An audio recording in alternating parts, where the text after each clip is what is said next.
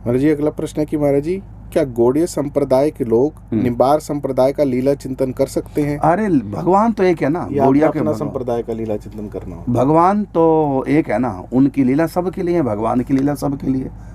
चाहे वो गौड़िया संप्रदायों के संतों के द्वारा लिखी है, चाहे निम्बार के संतों के द्वारा लिखी है, और चाहे वो राधा वल्लभी संतों के द्वारा लिखी है, तो हमारे ठाकुर जी की लीला है ना।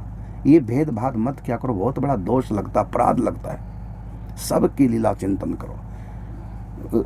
मेरे पास है सब संतों की लीला है, सब संप्रदायों की लीला, और मैं सबका ध्यान किया और चिंतन किया, खूब आनंद लिया है मैंने सब संप्रदायों के। जितने भी हमारे संप्रदाय, जहाँ भी मुझको कृष्ण लीला, राधा रानी की लीला, मैं नहीं संप्रदाय देखता। मैं संप्रदाय में तो हूँ, निम्बार के संप्रदाय में, लेकिन मैं संप्रदायवादी नहीं हूँ और कभी बन भी नहीं सकता।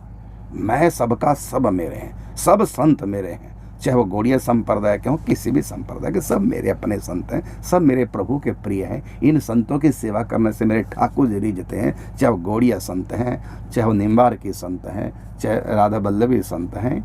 सब संतों को प्रणाम करो। सब संतों ने जो भी प्रिया प्रीतम की लीला गाई है, वो किसी भी संप्रदाय के क्यों ना, उन लीलाओं का पाठ करो, उन लीलाओं का चिंतन करो, क्योंकि भगवान तो वही है ना। उन्होंने किसी और भगवान की थोड़ी लीला लिखी है, उसी भगवान की लीला लिखी ना जो हमारे ठाकुर प्रिया प्रीतम है, उन्हीं की तो लीला लिखी है। तो ये भेदभाव छोड़ो, ये अहंकार है, ये अवगुण है, ये संकीर्णता है। इन सब चीज़ों को छोड़ो तो माया है।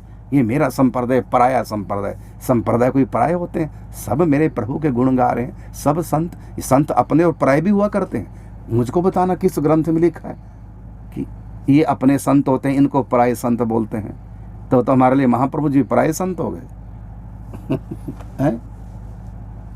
और महाप्रभु जी ने जो जो शिक्षा दी हो तो सब हमारे लायक नहीं है। ये तो ये गलत मैसेज आ रहा है। ये तो ऐसा सोचना भी अपराध है। प्रिया प्रीतम को हम प्राप्त नहीं कर पाएंगे, उनको रिझा नहीं पाएंगे, यदि उनके किसी भी संत के प्रति हम पराये की भाव न रखें। सारा संसार पराया है और ये संत अपने हैं, ऐसा भाव करो। इसलिए आप निम्बार के संतों के द्वारा लिखे ग्रंथ को पढ़ो, और निम्बार के संत, गौड़िया संतों ने जो जो लिखा, कितने बढ़िया बढ़िया गौड़िया संप्रदाय में ग्रंथ हैं। मैंने कितने ग्रंथों को पढ़ा है, आनंद आ गया, और अपने बच्चों को संतों को पढ़ाया। मेरे पास हर संप्रदाय के ग्रंथ हैं, और 42 लीला है राधा वल्लभ संप्रदाय का, 42 लीला महावाणी जी अपने निम्बार संप्रदाय के, सब संप्रदायों को। और इतना प्यारा इन संतों ने लिखा है, गौड़ियों ने, राधा वल्लभियों ने, निम्बारकियों ने, इतना बढ़िया बढ़िया। और वो क्या नाम, ये संप्रदाय सुख संप्रदाय, अरे कितना जोरदार लिखा है।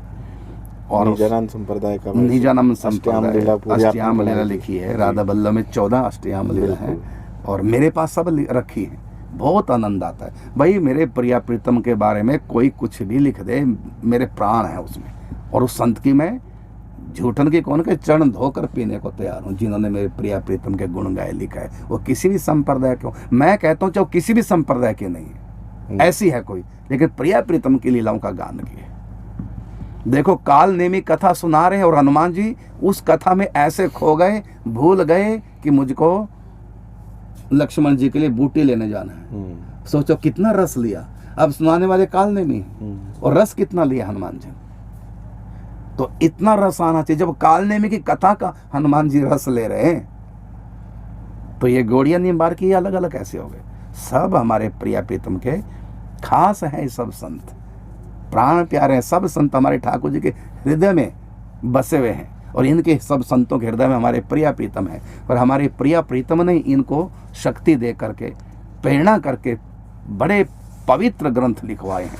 इन सब ग्रंथों का आश्रय लेकर के हम अपनी मंजिल प्रिया प्रीतम तक पहुंच जाएंगे। देखो 4 घाट हैं, जैसे उदाहरण के रूप में राधा कुंड के 4 घाट हैं। ये 4 संप्रदाय। अब किसी से भी उतर जाओ, ये हमारा घाट, ये उनका घाट, अरे सब हमारे ही हैं भाई।